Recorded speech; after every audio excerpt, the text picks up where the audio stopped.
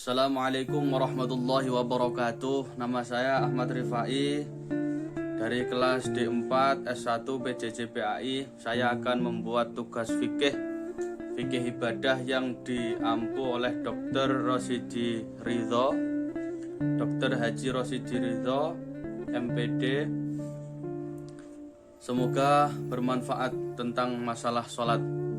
Jadi sholat merupakan aqwalun wa af'alun, sebuah ucapan-ucapan dan tindakan-tindakan yang dimulai dengan takbiratul ikhram, Allahu Akbar gitu, dan diakhiri dengan salam. Makanya sholat itu ada yang rukun kauli dan ada yang rukun fi'li.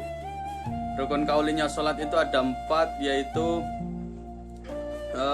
membaca niat, ngerentak kaki niat atau menyengaja mengucapkan niat, tapi ini dilakukan di dalam hati bersamaan dengan bertakbiratul ikhram.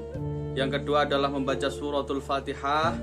Yang ketiga adalah tasyahud yang akhir.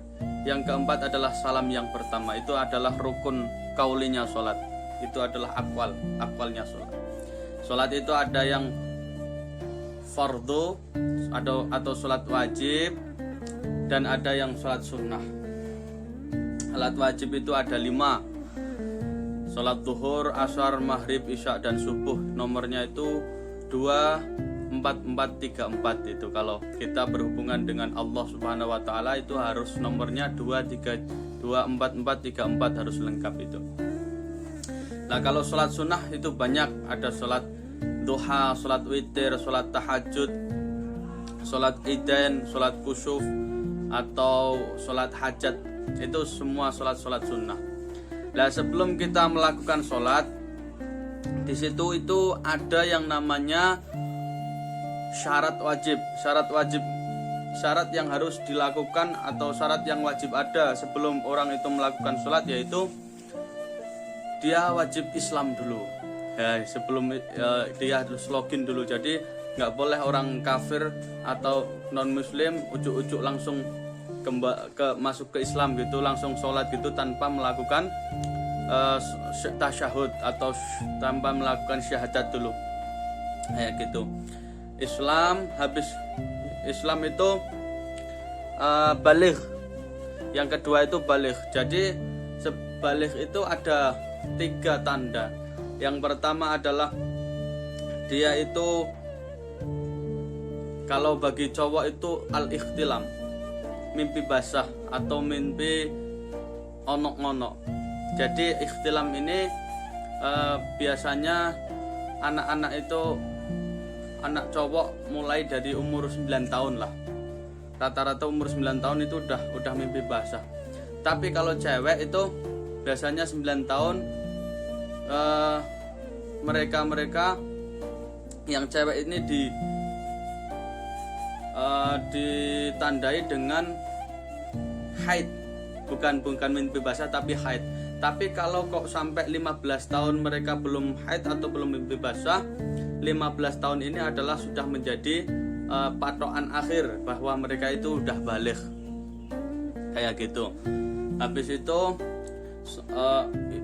wajib pertama Islam, yang kedua adalah baligh, yang ketiga itu harus mempunyai akal. Jadi kalau madesu, masa depan suram, itu nggak boleh langsung ujuk-ujuk sholat gitu, karena dia itu nggak punya akal pikiran yang sehat, kayak gitu. Terus setelah ini syarat wajib ya.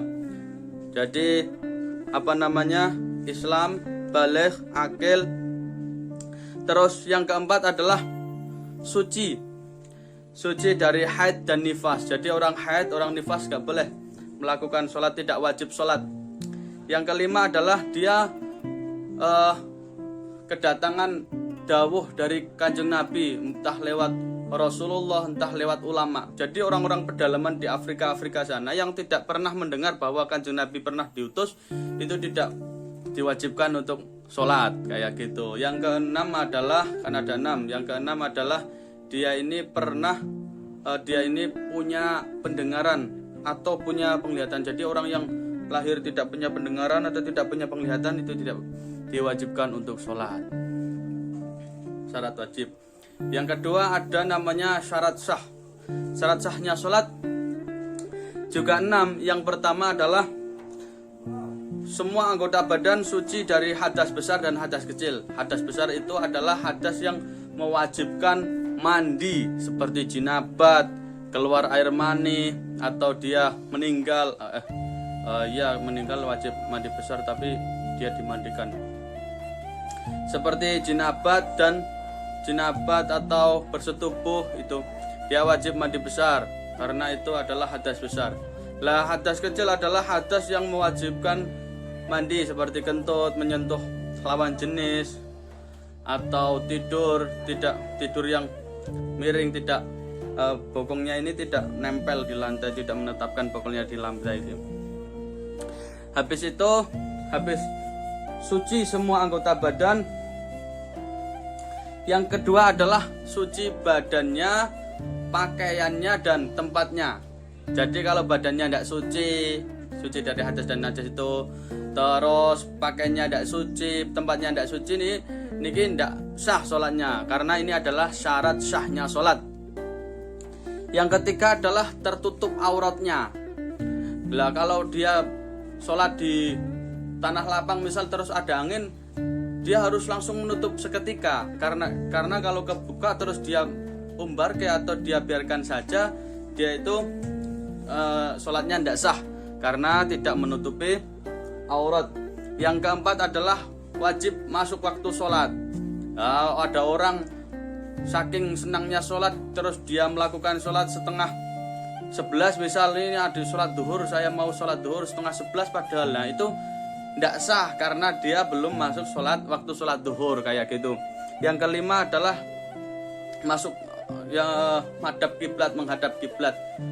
Jadi kalau ada orang dia itu udah tahu kalau kiblatnya itu sana, kiblat ke barat, lebih ke utara dikit lah, barat daya.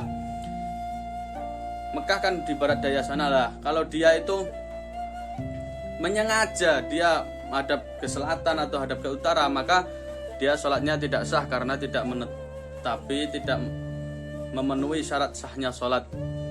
Yang keenam adalah dia itu tahu tata caranya sholat. Kalau anak kecil dia itu tidak tahu tata caranya sholat begini, maka sholatnya itu masih belum sah.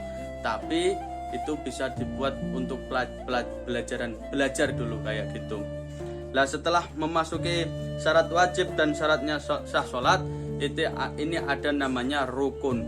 Nah rukunnya sholat itu ada 17, bila mana tumak ninah tidak dijadikan satu dengan rukuk, iktidal, 2 sujud dan duduk di antara 2 sujud. Bila mana dijadikan satu berarti rukun sholat ada 13. Yang pertama adalah niat, an-niyatu bil qalbi.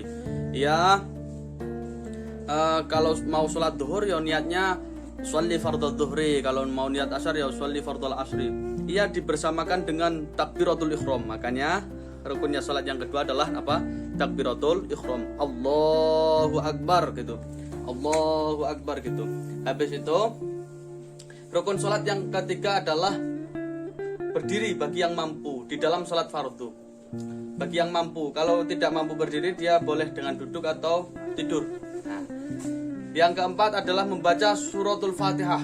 Bismillahirrahmanirrahim. Alhamdulillahi rabbil alamin di setiap rakaat. Kecuali makmum masbuk, makmum yang ketinggalan Fatihahnya imam, dia itu di makfu atau mengucapkan Fatihah saukur apa yang ketinggalan. Kalau dia wajib mengikuti imam karena dia makmuman, tapi kalau Fatihahnya nggak selesai, makmum masbuk ini Fatihahnya diampuni kayak gitu. Jadi tidak wajib sampai waladhdallin gitu. Yang keempat adalah rukuk bareng-bareng tumak ninah. Ini tadi rukuk bareng-bareng tumak ninah, habis itu iktidal bareng-bareng sama tumak ninah. Rukuk ini gini, Allahu akbar. Syaratnya rukuk itu adalah ada 2. Yang pertama ini epe-epe ini harus sampai ke lutut gini. Yang kedua itu harus berkungkung. Berkungkung itu gini. Jadi nggak boleh salah satu ditinggalkan, nggak boleh gini, Allahu Akbar. Nggak boleh rukuknya nggak sah. Kalau rukuknya nggak sah berarti dia tidak menetapi salah satu rukunnya sholat, berarti sholatnya tidak sah. Yang kedua adalah dia harus menempelkan ini. Jadi nggak boleh kalau cuma menempelkan ini tapi tidak rukuk, jadi gitu. Nggak boleh. Jadi harus gini ya, harus gini. Habis itu rukuk, i'tidal, sujud, 2 sujud. Allahu Akbar. Anggota sujud itu ada 7. Ini apa namanya? Jidat, tangan, terus lutut, terus habis ini kaki, kayak gitu udah kaki. Sujud, terus habis itu duduk di antara 2 sujud. Setelah duduk di antara 2 sujud terus duduk tahiyat akhir. Yang duduk tahiyat akhir, habis duduk tahiyat akhir adalah tasyahud di dalam tahiyat akhirnya. At-tahiyyatul mubarakatus shalawatut thayyibatu lillah gitu. Habis tasyahud terus membaca salawat atas Nabi. Assalamualaikum ayyuhan nabiyyu wa rahmatullahi wa barakatuh. Baru yang ke-12 adalah salam yang pertama, assalamualaikum warahmatullahi. Yang ke-13 adalah tartib. Jadi nggak boleh salam dulu, habis itu takbir, nggak boleh diacak-acak kayak anak kecil pada saat sholat. Makanya anak kecil itu belum wajib sholat karena dia belum tahu kaifiyah atau tata cara sholat. Sekian dari saya. Assalamualaikum warahmatullahi wabarakatuh. Terima kasih. Semoga bermanfaat.